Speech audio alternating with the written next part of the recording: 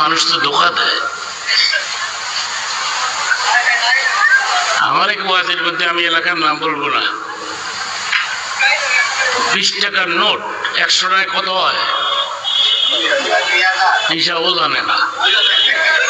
2000 টাকা ইনভাবের ভিতরে pin up করে আমি যখন গাড়িতে বসছি, আমার হাতে দিয়ে কই, হুজুর দোয়া রেখেন, ঠিক আছে।